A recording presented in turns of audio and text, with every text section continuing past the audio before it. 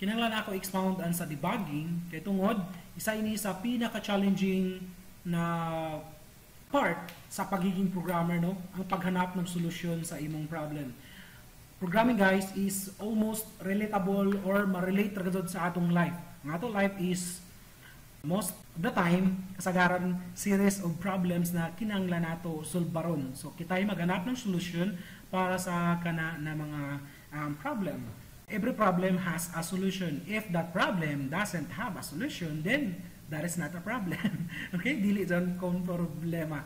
Okay, let's back. Okay, sa debugging is dapat mahibayo ka mo gamit nan or mo search sa internet. Example, save na ako ini, tanggalon na rin ako dari. Okay, save, taran. Okay, J error niya na ingana. Pwede niyo mo i-search. Okay, pwede niyo mo i-search sa internet. Wait, try na ito kay basa maka-error sa binipagapin. Okay, tanggalan na ako ng sala. Save. Okay, pwede na ito i-search kung unsay error. For example, kung mahimo nimo ang imong error mas specific as possible, mas gana kay mas dali nimo mahanap ang solusyon sa daon na error. For example, diri mga syntax error, kung grabe ra ka general ang imong error, usually maglisod ka paghanap ng specific sub na solution. Kasagaran ang solution ra sa mga syntax error is magsunod ra ka sa proper na mga syntax. So proper na syntax pasabot na ako is kung nag-start kung jay mo double quote diri sa last, of course dapat jay sabi mo double quote diri sa first. So later on maka-encounter at kita ng mga errors na medyo lisod kana na time ako ipakita sa ido kung unsay mga dapat approach para ma-solve joon na error. Okay. So, sir, what happen if dili kon kuan? What happen if dili kon double quote ang gamiton? Let's see unsa may tabo. So, you're free to experiment. Save. Single quote ako tagamit ha. Okay. So, umay taglaong diha. Jay mga error na possible mahitabo tungod sa atong text. So, isa ini ka example ng syntax error. By the way, moabot gajod ang time grabe ka imposible na moabot mag-programming ka mo na dili ka mo makasugat ng ingani ng mga errors. Now ako i-discuss sa idyo nganong nagka-error man ng ingani. Try nato sa REPL. Try nato sa REPL ha. Kung mo error sa nan ingato, kung the same ra ba sila error. So run. Okay. Syntax error tag-ingon diri na invalid syntax, almost the same lang ang ila error message. Now, dili dapat kahadlukan kung nag-error nan ingani. The same ra sa imo mama or imo papa. Kung nangisog ani mo papa or imo mama, dili angay zaon nato kahadlukan. Ngano man nangisog sila because jay ato taghimo na mali para sa ilang panlantaw. Same with programming language, diyato taghimo na mali, that's why nag-error siya. Okay? Kay grabe ka lain siguro kung mali na nimo taghimo tapos tagkonsiti pa ka ng emo parents, di ba? For example, nagbisyo na ka, di na ka mukaon. 1 week na ka waya mukaon, waya mag-inom ng tubig, sige ka nag-ML, tapos di ka sagdaw na emo parents. What kind of parents is that, di ba? Or ano man ang klase na parents or there is a programming biskan mali nang imo taghimo paran gyapon niya musugot gyapon siya, it will lead to catastrophe in the near future. Okay, now explain na ako ang code or explain na ako ang error nganong ingani man nahitabo. By the way, there are many error messages na available. Pwede niyo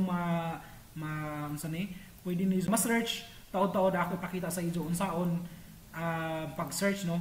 So it is also one way nan pag-debug. Pasabot ng debug is pag-plus-star, paghanap ng solusyon ngano nag-error ang imong code nan ingani. Now, ang ita error message is dari kabante kami ni dari caret man yung pag-pronounce, caret symbol na dari kuno hey, nakabante ka mo may apostrophe sa bako dire. Okay? Tapos may sumpay pagajud na ingani, naglibog siya kung hai diri ang string, hai diri ang code. So, unsaon man na nato pag-plus-star? Pwede nato yung plus-star magamit kita ng each other tango nato ini siya. diba? Tangtangon nato ato, save, Alt B, okay, nuran na ang ato program. Pero ang isa I'm wala nay apostrophe. Or di kaya pwede sa nato ibalik atong apostrophe pero ato siya i-escape. Okay? So timan iso na word escape pasabot treat this one as normal or normal part of the string. So escape kuno siya. So try nato pagparan, close na ako ini.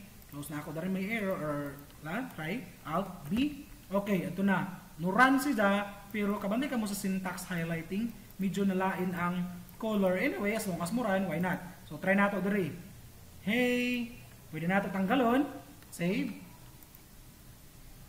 Ito, no-run. Okay? So, pwede sa nato siya escape. Escape. This one. So, run. Okay, ito na. So, again, along the way, you will encounter many errors. So, normal na karado doon, dili doon ang ay hadlok, okay? Syntax errors. Third, what happen if ingani? Save, tagtanggal na ako ang isa ka double quote.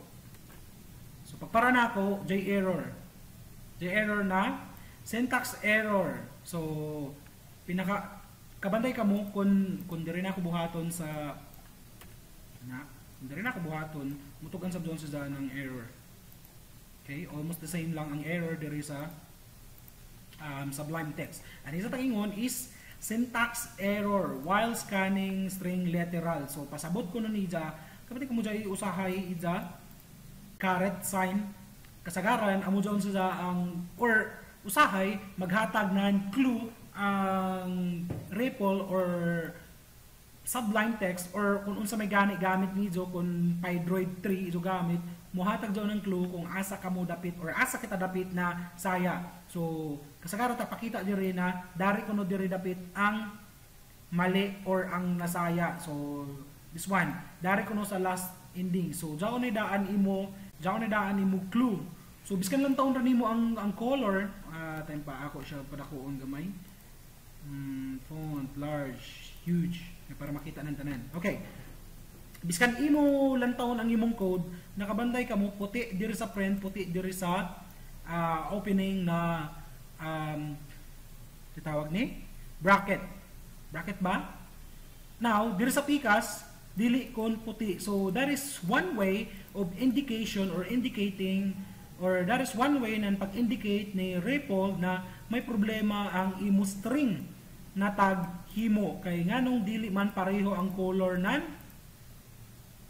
opening sa nan closing. So the same would sab sa diri dili pareho, di ba?